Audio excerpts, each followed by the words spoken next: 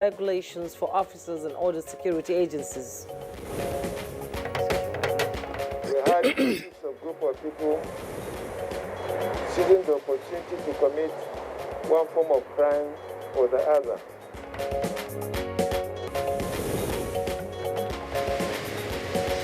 On Good Morning Nigeria today, we shall discuss 5 years of the Buhari administration focusing on the aviation sector.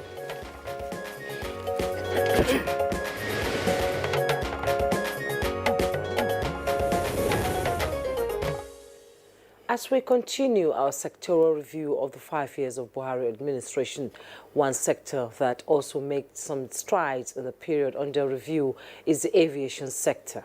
That's right, Juma. Aviation sector is one of the segments of the transportation sector that is significant to socio-economic development. And this perhaps necessitated the current administration's focus on providing the enabling environment and infrastructure to enhance smooth operations in the sector. Now, towards that objective, the federal government developed a roadmap to drive its plan to grow the sector for enhanced air travels in and out of the country.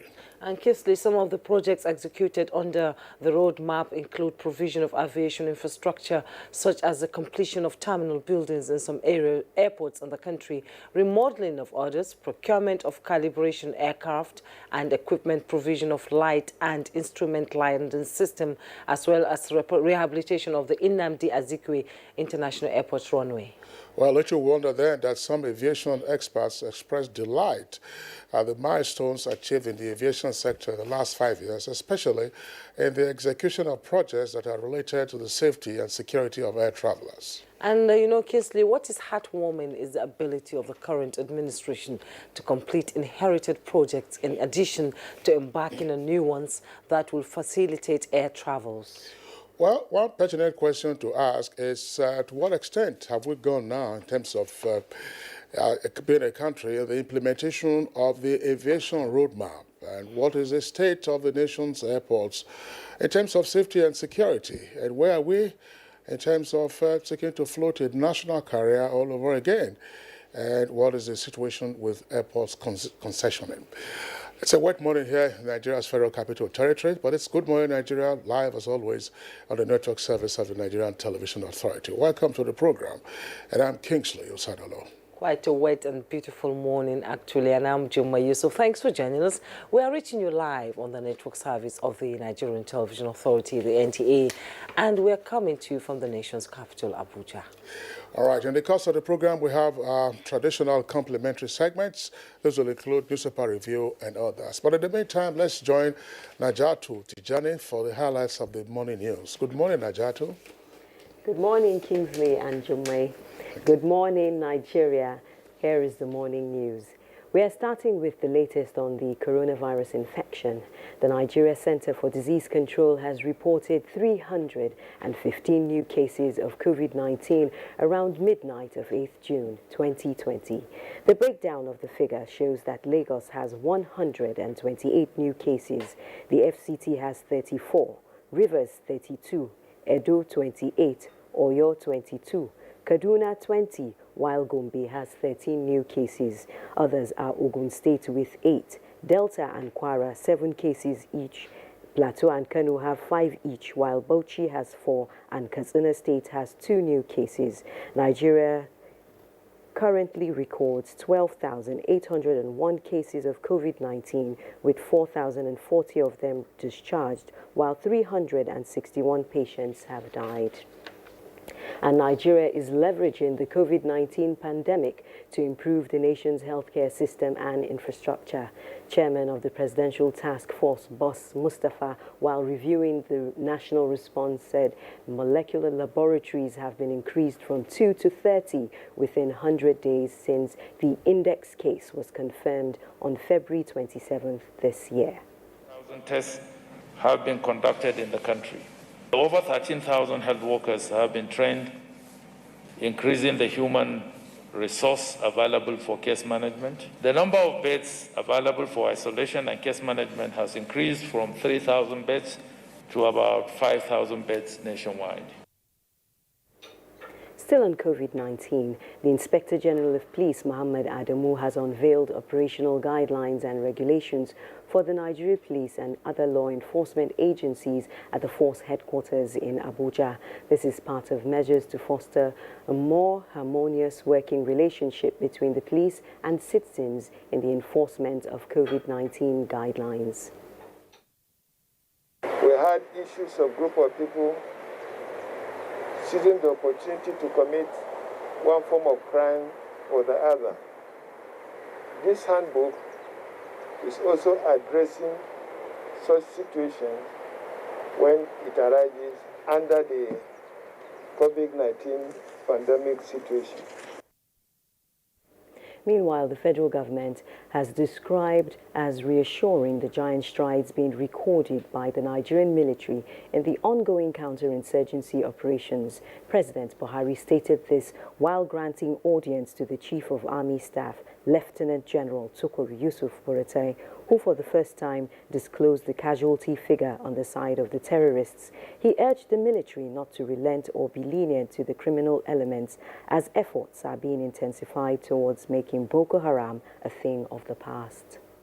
So far, over 1,429 of these Boko Haram terrorists have been neutralized, and we have arrested over 116 Boko Haram terrorist informants, their spies, their couriers on logistics, and their coordinators in the villages, in towns, and even in the forests. Our intelligence corps, along with the Department of State Services, and of course, our good friends, the civilian JTF, have worked very hard to see that this is achieved. The House of Representatives Committee on Reformatory Institutions has expressed satisfaction with ongoing construction of the 3,000 capacity maximum custodial center in Abuja. The chairman of the committee, Anayo Edwin, gave the commendation after an oversight visit by committee members to the site in Karishi on the outskirts of the FCT. We are happy with what is on ground to make sure that they release their funds as when due. And we also thank the authorities of correctional services for awarding it to our indigenous contractors. Meanwhile, the Senate Committee on Foreign Affairs has screened 8 career ambassadors nominated by President Muhammadu Buhari to represent Nigeria in 8 African countries. It saves time, it saves money, it's the new normal, and they are quite articulate nominees. And I thank the Committee on Foreign Affairs for this opportunity. That's the morning news. The program continues with Jummai and Kingsley after the break. The main way coronavirus spread is when infected people sneeze and cough. Small droplets of fluid expelled by cough or sneezes are laced with viruses looking for new respiratory tracts to infect. When a sick person sneezes around someone who is healthy, the virus can land in the nose, mouth, or even the eyes, causing an infection. Symptoms can include fever, cough, shortness of breath. Symptoms may appear within 2 to 14 days. Seek medical advice if you develop symptoms and have been in close contact with a person known to have COVID-19, or if you live or have recently been in an area with ongoing spread of COVID-19. This message is brought to you by the Nigerian Television Authority, NTA, Africa's largest television network. In this time of despair, our country, Nigeria, needs us now more than ever. We stand a chance to save our great country, Nigeria. A chance to rise up from this pandemic stronger and better. What will be the gain if we do not learn from other countries and observe the lockdown to stop the further spread of the virus?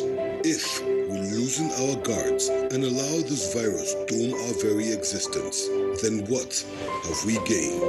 This is the call to every Nigerian to unite as one and stop the spread of this deadly virus. Stay at home and stay safe. Remember, the virus doesn't move unless we move. This message is brought to you by the Nigerian Television Authority, NTA, Africa's largest television network. We have observed the lockdown. We have practiced the measures in order to curb the spread of the virus, but we can do better. The coronavirus spread is increasing daily, and only together can we cut down the numbers and defeat the spread of the virus. Remember, COVID-19 is not a death sentence, and a recovered patient cannot spread the disease. Do not stigmatize. Do not hesitate to report any case, or if you have come in contact with anybody that has been infected with COVID-19. If you have cough and fever, please stay at home and call your state hotline. Find state numbers at www.covid19.ncdc.gov.ng. Remember, it is for your own good and for the good of every Nigerian. Let us do better and defeat the virus. Together, we can do this. This message is brought to you by the Nigerian Television Authority, NTA, Africa's largest television network.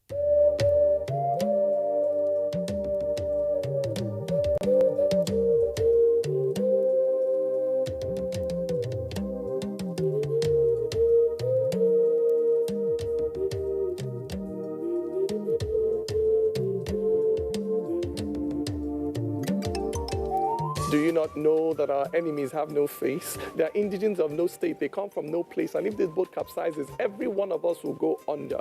So when the drums sound, let everybody answer. Do not say, I am the Iroko when the forest is burning. Do not say, I am the Obeche when the forest is burning. Our differences will not stop us from perishing together. So when the drums sound, let everybody answer.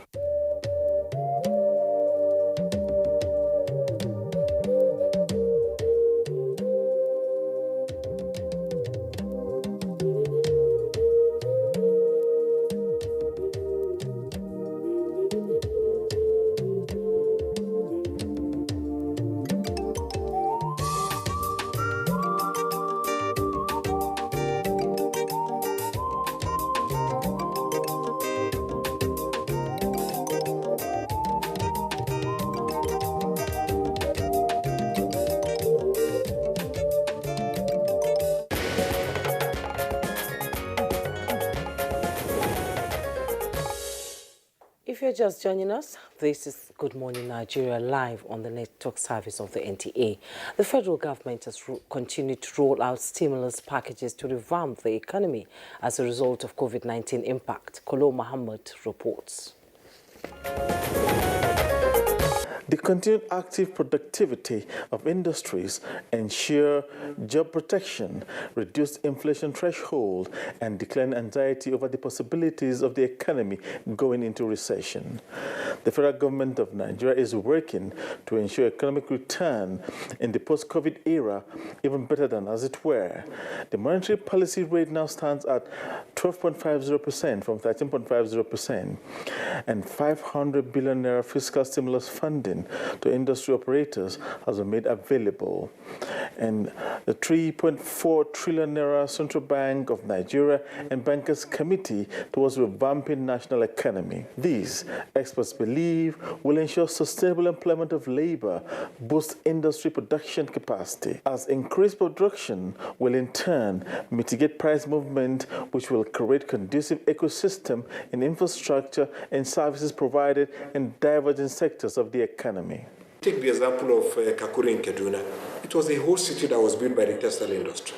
It is not just the textile workers that contributed to the economy of Kakuri. As the industries were functioning, there were people who were producing food for the workers. There were people who were selling clothes to the workers. There were people who were buying products from these factories. So it was a whole chain of activity that was not just helping the workers working in those test factories. It was helping the community, and it was helping the entire state of Kaduna.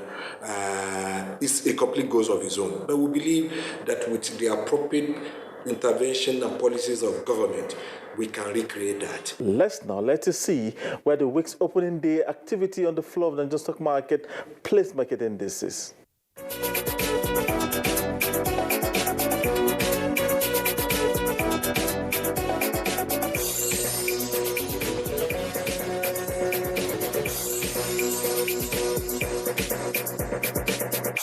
In gratitude of having you along on Business News, I am Kula Muhammad. Many thanks, Kolo Mohammed, for the business package. Next is newspaper review.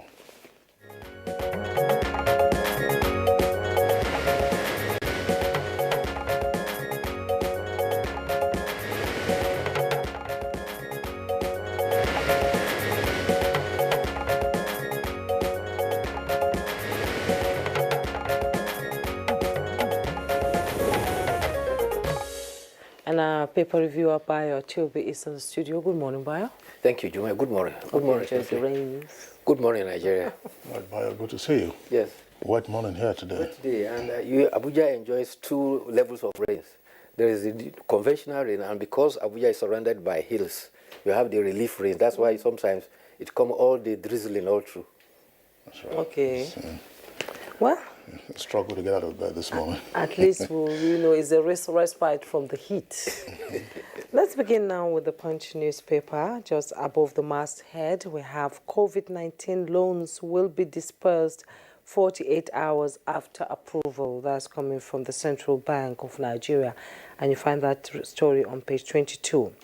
Taraba killings, outrage as Malami spares army mastermind orders soldiers trial. With Rider, police arraign notorious kidnapper Wadume orders. Military refuses to produce 10 policemen killers. Find that story on page 7. Doctors to begin nationwide strike next week. Story is on page 26. Below the masthead, we have the headlines there. 50% of Kano 979 strange deaths caused by coronavirus, says federal government. And with Rider, COVID-19 pandemic just beginning in Nigeria, declares PTF. Lawmakers in fear as 5 Gombe assemblymen test positive. You find the story on pages 2, 8, and 28.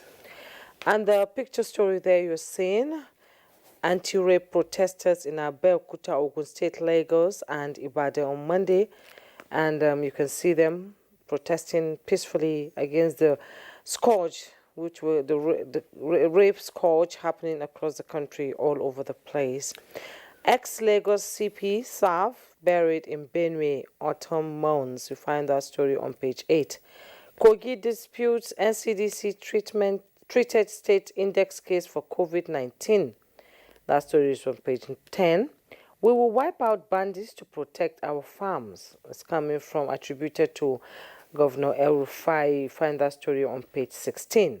Federal government declares Friday, June 12, Democracy Day holiday. That story is on page 29. Policewoman killed by robbers in Kogi buried.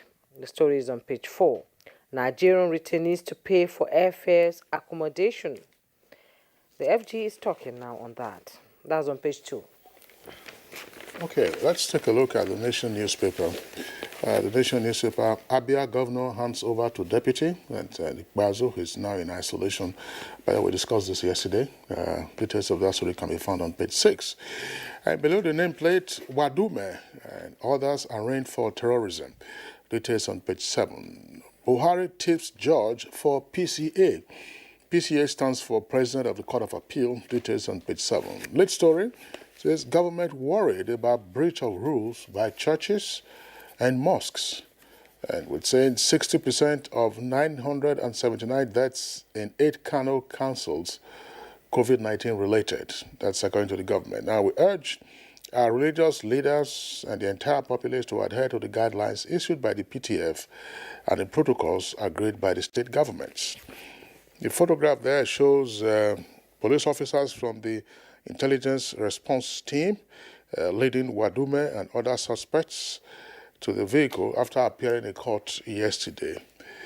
Details, of course, are inside the paper, as we said, on page 7. Then you have a sidebar there also giving in numbers global cases of COVID-19 infections, 7.1 million. Total number of deaths, over 407,000.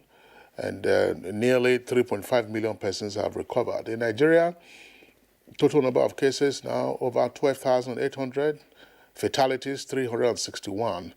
Active cases, we have 8,000 8,400. So Nigeria is dealing with 8,400 active cases of coronavirus. And below that, you have a number of riders. Says Obasanjo warns of food crisis.